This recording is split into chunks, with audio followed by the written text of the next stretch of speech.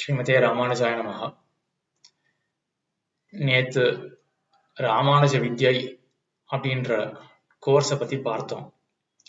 என்னங்க பிளான், என்ன செய்யறதா இருக்கும் அப்படின்றத பத்தி பார்த்தோம். சுருக்கமா நம்ம சம்பிரதாயத்தினுடைய ஆழமான அர்த்தங்கள் அதை தெரிஞ்சுக்கிறதுக்கு இந்த கோர்ஸ் பயன்படும். ஆழமான அர்த்தங்களை தெரிஞ்சுக்கிறதுக்கு சாஸ்திரம் படிச்சிருக்கணும். அப்பதான் சம்பிரதாயத்தினுடைய ஆழமான அர்த்தங்கள்லாம் புரியும். சாஸ்திரம் படிக்கிறதுக்கு சம்ஸ்கிருதம் வேணுமே, அப்போ சம்ஸ்கிருதத்தை தனியா கத்துக்கணுமே அப்படின்ற ஒரு இடையூறு, ஒரு ஹேர்டில் இருக்கும் எல்லாருக்கும். அந்த தடையும் நீக்கியாச்சு.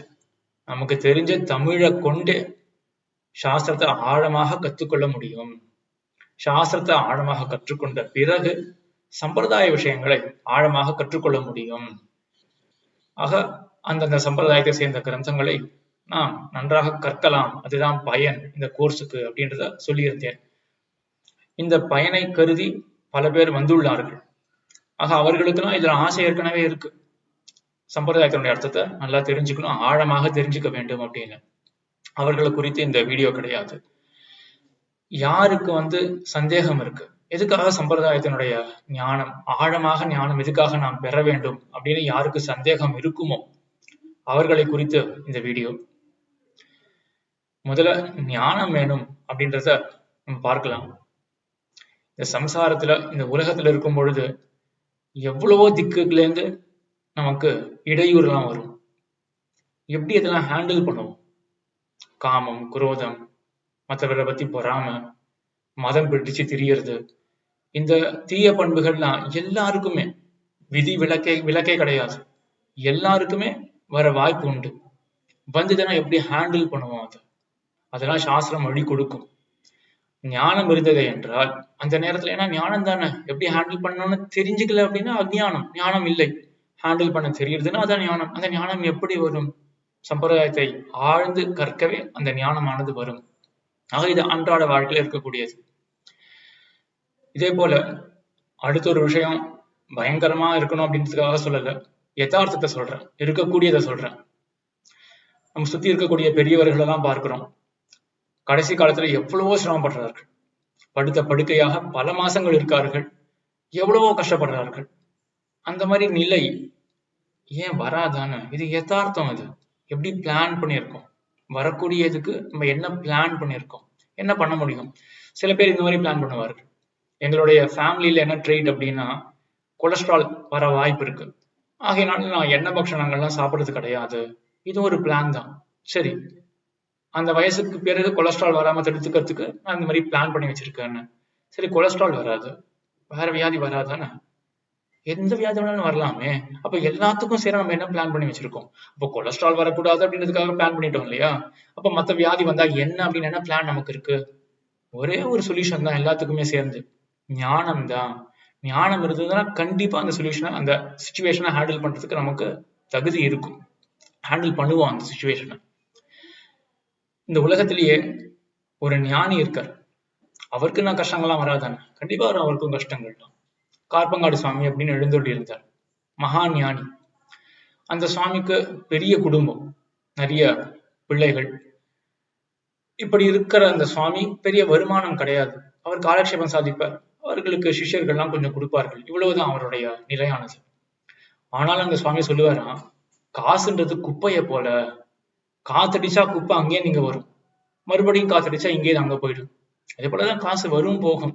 இதை வச்சுட்டு நம்ம என்ன பண்ண போறோம் அப்படின்னு அந்த சுவாமி இருப்பாராம். கூடவே இதையும் சாதிப்பாராம், வேதாந்தம் வாசிச்சதுக்கு பயன் என்ன அப்படின்னா வாழ்க்கையில சந்தோஷமா இருக்கிறது. இதுதான் வேதாந்தம் வாசிச்சதுக்கே பயன் அப்படின்னு. இந்த வார்த்தைகள் எவ்வளவு உண்மையாக இருக்கு. இந்த லோகத்துல எவ்வளவோ பில்லியனர்ஸ் எல்லாம் பாக்குறோம்.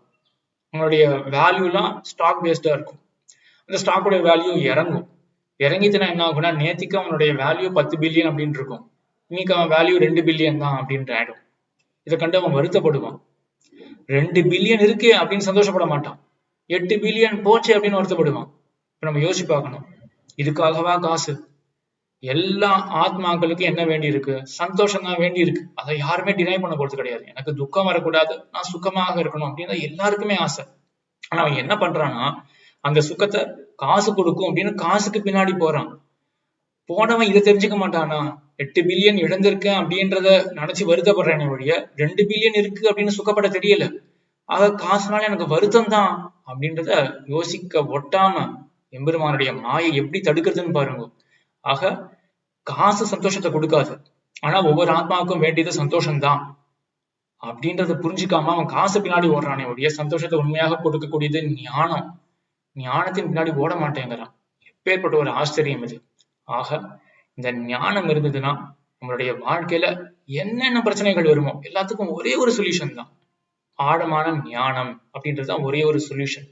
ஆக ஆழமான ஞானம் இருந்ததுன்னா சரி, வெறும் ஞானம் போதாதா, அதையும் ரொம்ப சம்பிரதாயத்துல ஆழமா தான் போகலாமா அப்படின்னா, ஆழமான பிரச்சனை வந்தா அதுக்கு ஆழமான ஞானம் வேண்டாமா?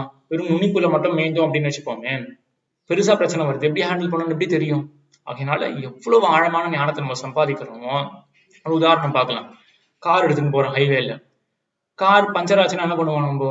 அதுவும் ஒரு இன்னல், கார்ல வந்து ஆப்ரேட் பண்ண முடியல அப்படின்னு இன்னல் வந்தாச்சு, என்ன பண்ணுவோம்? அதை ஹேண்டில் பண்றதுக்கு நமக்கு தெரியும், ஸ்டெஃபனியை மாத்தி ஏதோ பண்றோம் நம்ம. சரி, கார் பிரேக் டவுன் ஆயிடுச்சு, என்ன பண்ணுவோம்? நமக்கு தெரியாது, ஹைவேல அப்படியே இருக்கும். இப்ப என்ன பண்ணணும்? ஒரு மெக்கானிக்கை கூப்பிடணும்.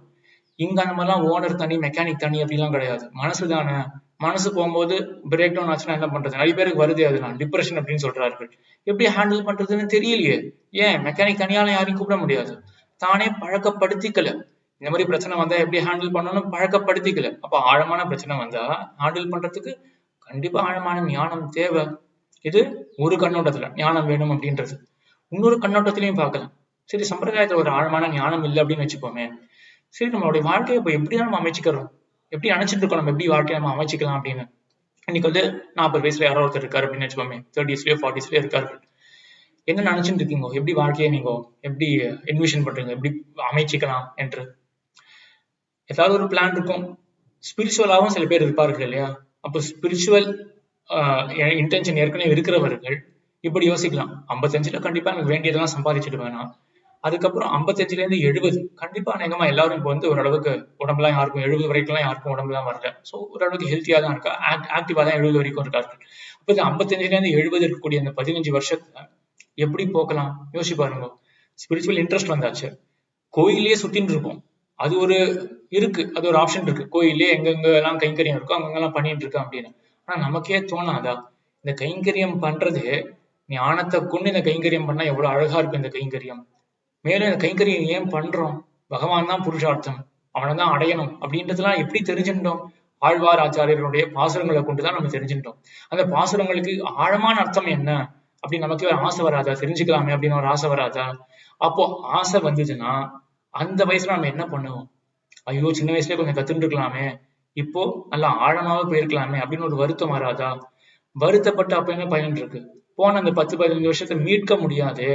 ஆகையினாலதான் இப்பவே நீங்க யோசிச்சு பாருங்க, நீங்க 55 to 70 எப்படி ஸ்பெண்ட் பண்ண போறீங்கோ, அது சம்பிரதாயத்துலதான் அப்படின்னு முடிவாயிடுச்சுன்னா அப்ப அதுக்காக இப்பவே பிளான் பண்ண வேண்டாமா? ஆக எல்லா விதத்திலையும் நீங்க நாளைக்கு கண்டிப்பா உடம்புக்கு ஏதாவது ஒண்ணு வரப்போறது, ஏதோ ஒரு பெரிய பிரச்சனை வந்து சேர போறது அப்படின்னாலும் அதுக்காக இப்பவே பிளான் பண்ணி ஆகணும். நாளைக்கு நான் நல்லபடியாக சம்பிரதாயத்துல பொழுது போக போறேன் அப்படின்னாலும் அதுக்கும் இப்பவே பிளான் பண்ணி ஆகணும். எல்லாத்துக்கும் ஒரே வழி சம்பிரதாயத்துல இப்பவே கொஞ்சம் ஆழமாக ஞானத்தை நம்ம சம்பாதிச்சுட்டோம்னா அது எல்லா விதத்திலையும் ஃபியூச்சர்ல நமக்கு பயன்படும். வெறும் கோயில் கைங்கரியம் மட்டும் பண்றோம் அப்படின்றது கூட சில பேர் சொல்லுவார்கள், ஆனா அது கொஞ்சம் ஹாலோவா தான் இருக்கு, அது வந்து ஒரு பெரிய மீனிங் இல்லை அதுல.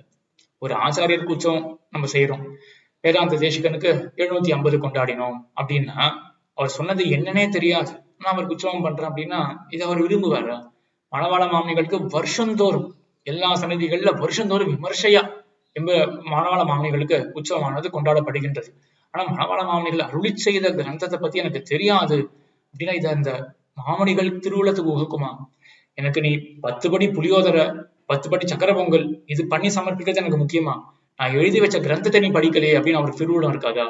ஆகையினால கண்டிப்பா நம்ம ஒரு ஆச்சாரியனை கொண்டாடுறோம் அப்படின்னா அவர் எழுதி வச்சதை நம்ம தெரிஞ்சின்றாதான் உண்மையாகவே அவர் கொண்டாடுறது அப்படின்னே ஆகும். ஆக எம்பெருமானார் ஆகட்டும், மணவாள மாமனிகள் ஆகட்டும், மற்ற ஆச்சாரியர்கள் ஆகட்டும், எல்லா ஆச்சாரியர்கள் எழுதிய கிரந்தங்களை நாம் நன்றாக கற்க வேண்டும். இதுதான் முதல்ல அந்த ஆச்சாரியர்களுக்கு நாம் பண்ணக்கூடிய ஒரு பிரத்யுபகாரம். அவர்கள் எழுதினது நாம் மறுபடியும் வாசிச்சு அதனால ஆழமான அறிவு பெறுவதுதான். ஆக இந்த ஆழமான அறிவை கண்டிப்பா பெற வேணும் அப்படின்ற இன்டென்ஷனை எல்லாமே வளர்த்துக்கோங்க.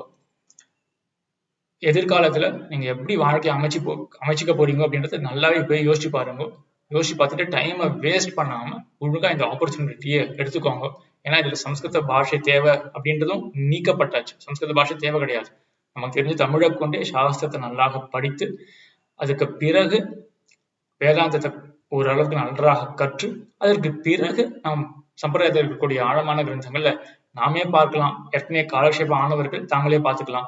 அப்படி இல்லைன்னா காலக்ஷேபத்துக்காக நேர ஆச்சாரியனை அண்டி போகலாம் அப்படின்னு இவ்வளவு நல்ல ஒரு பாதையாக அமைக்கப்பட போறது. அதனால எல்லாரும் இதுல வந்து பயன்பெற வேண்டும். எல்லாரும் நான் மறுபடியும் ஸ்ட்ரெஸ் பண்றேன், எல்லா ஸ்ரீ வைஷ்ணவர்களும் எல்லாருமே அவசியமாக வந்து பயன்பெற வேண்டும் அப்படின்னு பிரார்த்திக்கிறேன். மத்தொன்னு சொல்ல விரும்புறேன், இந்த சாஸ்திர படிப்பை பத்தி மட்டும் எக்ஸ்க்ளூசிவா ஒன்னு என்ன சொல்ல விரும்புறேன் அப்படின்னா, இந்த சாஸ்திர படிப்பு இந்த ப்ரொஃபஷனல் எக்ஸ்பர்டீஸ்க்கே ரொம்ப உதவும். ஏன்னா சாஸ்திரத்தை படிச்சோமே என்றால் நம்மளுடைய அனாலிட்டிக்கல் ஸ்கில் வந்து நல்லா டெவலப் ஆகும். இதை நான் உறுதியாக சொல்ல முடியும். ஏன்னா நான் வந்து 2002 2006 அண்ணா யூனிவர்சிட்டியில படித்தேன். அங்கே பிஇசிஇ பண்ணேன், காலேஜ் ஆஃப் இன்ஜினியரிங் கிண்டியில். அதுக்கப்புறம் ஒரு 7 வருஷம் வேலை பார்த்தேன். அந்த பார்த்த வேலையும் கொஞ்சம் நல்ல ஆழமான ஒரு நிஷ் வேலை தான். அது வந்து ரொம்ப ஆழமான வேலை. கர்னல் ப்ரோக்ராமிங் சொல்றது சாஃப்ட்வேர் ப்ரோக்ராமர்ஸ்க்கு தெரிய வரும். Kernel programming, device driver programming தான் பண்ணேன். ஸோ அங்கே எனக்கு தெரியும் அது அந்த வேலை வந்து டேட்டா ஸ்ட்ரக்சர் டிசைன் பண்ணுறது, அப்புறம் சிங்க்ரனைஸ் பண்ணுறது, செமஃபோர்ஸ், ஸ்பின் லாக்ஸ், இதெல்லாம் நிறைய யோசிக்க வேண்டியிருக்கும். அங்கெல்லாம் நான் மட்டும் சாஸ்திரத்தை படிச்சுட்டு அதுக்கப்புறம் வேலைக்கு போயிட்டு இருந்தேன் என்றால் என்னால் உறுதியாக சொல்ல முடியும், என்னுடைய ப்ரொடக்டிவிட்டியே ரொம்ப அதிகமாக இருந்திருக்கும். ஏன்னா இந்த சாஸ்திரம் அப்படின்றது வந்து அவ்வளோ ஸ்கில்ஸை கொடுக்கும், நல்லா அனலைஸ் பண்ணுறதுக்கு ஸ்கில்ஸை கொடுக்கும். அதனால இதை பார்க்கக்கூடிய பெற்றோர்கள் நீங்களும் யோசிச்சு பாருங்க, ஒரு பெரிய வின்வின் சுச்சுவேஷனாக இருக்கும். என்னன்னா சாஸ்திரத்தை படித்தார்கள் என்றால் ஸ்கூல் படிக்கும் பொழுது அந்த பிள்ளைகள் படிக்க முடியுமா அப்படின்றது தெரியல, டைம் இருக்குமா என்னன்னு தெரியல. ஆனால் கண்டிப்பாக காலேஜ்ல படித்தார்கள் என்றால் அவர்கள் வேலைக்கு போகும்போதும் நல்ல சோபிக்கும், அவர்களுடைய அந்த வேலை செய்து ரொம்ப ப்ரொடக்டிவா இருப்பார்கள். அதனால என்ன லாபம் அப்படின்னா, மற்றவர்கள் 8 மணி நேரத்துல பண்ற வேலையை இவர்கள் 6 மணி நேரத்துல பண்ணிட்டு மீதி 2 மணி நேரம் நல்ல கைங்கரியத்துல ஸ்பெண்ட் பண்ணலாம். அது ஒண்ணு.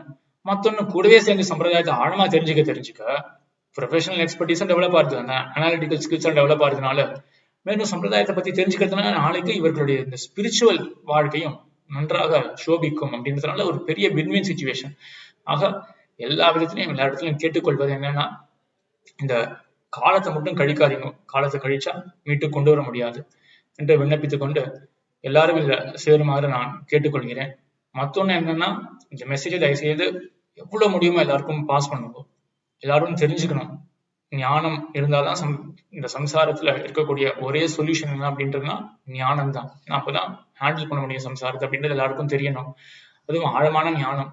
இந்த ஆழமான ஞானத்துக்கு வர வர எவ்வளவு ஆச்சரியமா மருந்து விருந்து ரெண்டுமே ஒண்ணுதான். பகவானை பத்தின ஞானம் சம்சாரத்தை ஹேண்டில் பண்றதுக்கு மருந்தாகவும் இருக்கு. சரி, நான் முடிவு பண்ணிட்டேன் பகவான் தான் அப்படின்னு முடிவு பண்ணிட்டேன், இனிமேல் என்ன அப்படின்னு அவனை பத்தி மேலும் மேலும் தெரிஞ்சுக்கிறது இது விருந்தாகவும் இருக்கு. ஸோ மருந்தும் விருந்தும் ரெண்டுமாக இருக்கக்கூடிய இதை நம்ம இழக்கவே கூடாது. அதனால எல்லாருக்கும் இந்த மெசேஜை பாஸ் பண்ணி எனக்கு ஒரு சுச்சுவேஷன் வரக்கூடாது, எனக்கு இது தெரியாம போயிருச்சே அப்படின்னு யாரும் சொல்லக்கூடாது. ஆசை இருந்து இழந்தேன் அப்படின்றது இருக்கக்கூடாது. அது ஒண்ணு. மத்தொன்னு, கொஞ்சம் யாராவது ஸ்ட்ரெஸ் பண்ணி சொல்லியிருந்தா நான் அப்பயே கேட்டிருப்பேனே அப்படின்னு 5 வருஷத்துக்கு கீழ்ச்சி வருத்தப்பட்டு பயன் கிடையாது. ஏன்னா அந்த 5 வருஷத்தை மறுபடியும் மீட்க முடியாது.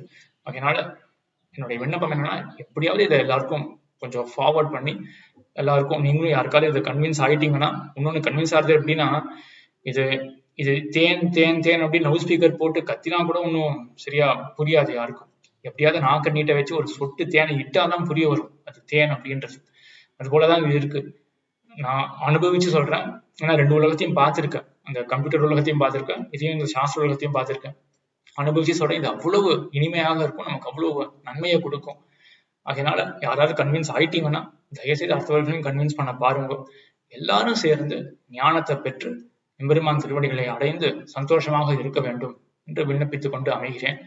ஆழ்வார் திருவடிகளே சரணம், எம்பெருமானார் திருவடிகளே சரணம், ஜீயர் திருவடிகளே சரணம்.